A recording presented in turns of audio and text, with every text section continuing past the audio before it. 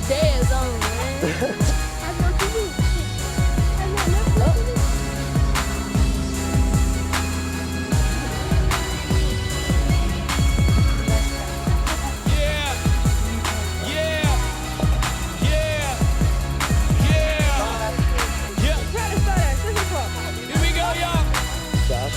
He came from heaven to earth to the grave to the sky.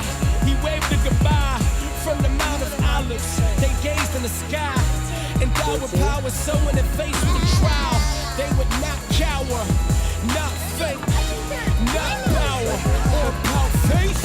Be his mouthpiece even when under attack, and do outreach, cause Jesus is coming for back. You see that like a flash, you heard that little rose. Can't wait to grace the rain. This song should come to those who love the righteous man, who had a love with those. This ain't the Christ relax. Yeah, when that trumpet blows, when that trumpet blows, yeah, when that trumpet blows, when that trumpet blows, yeah, when that trumpet blows, when that trumpet blows, yeah, when that trumpet blows. This ain't the Christ relax. Yeah, when that trumpet blows. Golden Acres. How should I start? It is a Section 8 housing project with mostly Haitian refugees and Black community. I've been there 2.5 years back, and I realized it is located in the ghetto. When I was there the first time, it was in a terrible condition. There were tons of kids playing around and stepping onto needles.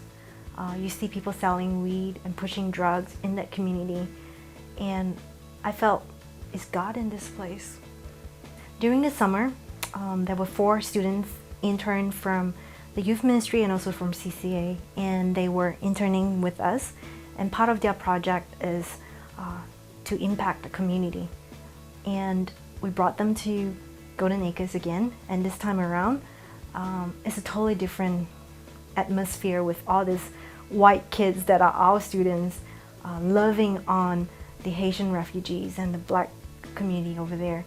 Golden Acres is a community that is stuck in a vicious cycle of poverty that has plagued it with crime, drug addiction, and seemingly no escape. Unfortunately, there are kids who have no choice but to be born and raised in this environment. How's school going for you? Good. Good? Yeah. How are your classes? Are they hard? I'm in kindergarten. You're in kindergarten. So you still have snack time and nap time? And those are the best things. Treasure those. Treasure those. These are the best things of your life. Yeah. Awesome. My name's Yeah, I'm I'm in kindergarten. It's Josh. And one thing that we have really had God tell us is that we need to start a new generation with these kids that are there, and we really need to outreach to them and play with them and spread the word to them.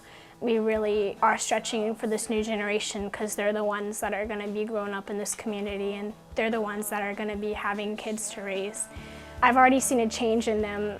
When we first started, they were really aggressive and all they wanted to do is win and all they wanted to do for themselves. But now they actually want to win for the team and do good for the team, and they just want to win together in love. And it's something that is small, but it's definitely a change since the summer. And we really need to reach out to these kids and love them and pray that we see the new generation change. The amazing thing about ministry is that we not only impact them, but also our lives are changed just watching God's love unfold in their lives and the impact that the Word of God is making.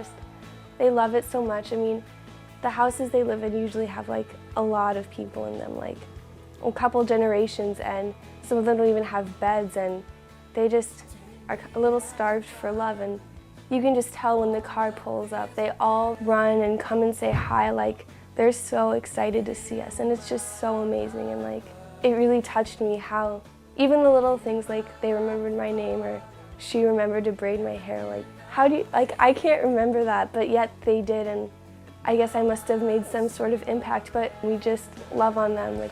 In addition to the children, there's also a large group of kids our age that have had to battle the tough teenage years in a community that is abundant with temptation.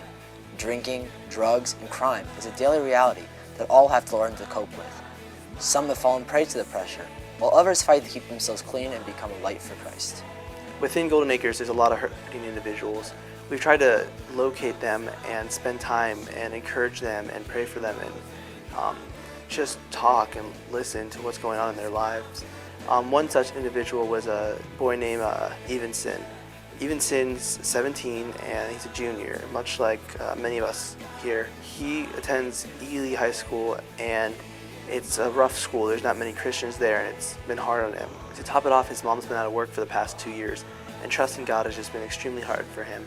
But we were able to take some time and just talk to him and encourage him. We shared some verses with him and we just prayed for him and shared with him the love of God, and I really believe it's made a difference in his life.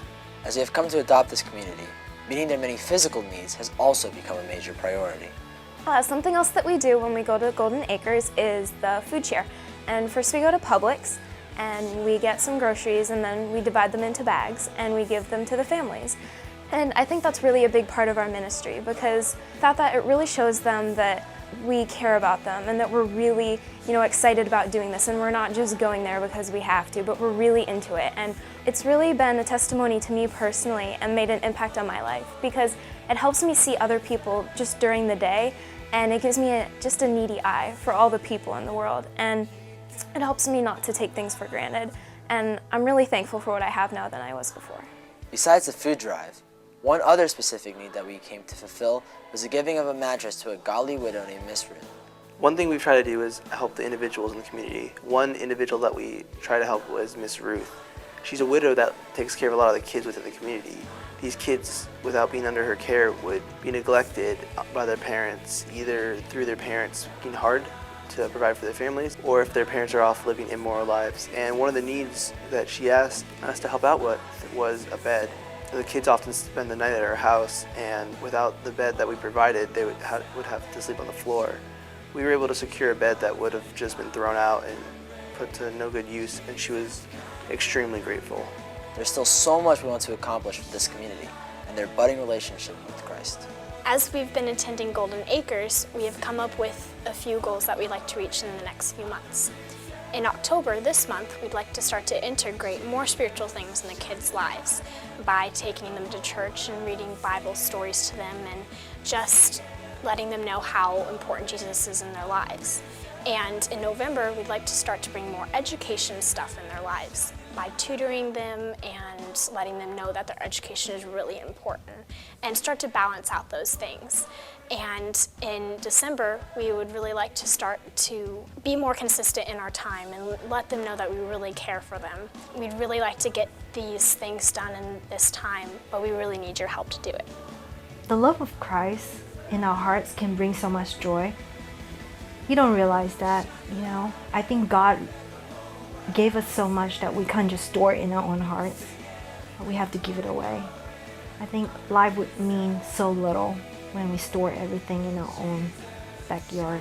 And take a fresh look outside the church building or outside your school. You will be able to see hurting people all the time.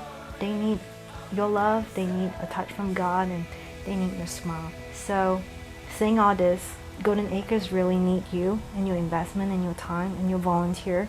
And you really want to see how a group of students, high school students especially, taking out 2 hours of their time on Friday to minister to a low-income, really low-income community and see their life change.